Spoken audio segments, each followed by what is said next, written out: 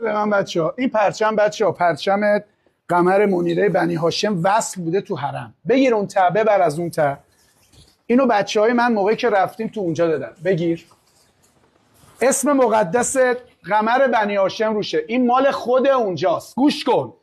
گوش کن. این بزرگوار رفت واسه همه فداکاری کرد، دستشو داد، وجودشو داد برای اهل بیتی که چند هزار سال میگذره هنوز داریم راجبش حرف میزنیم.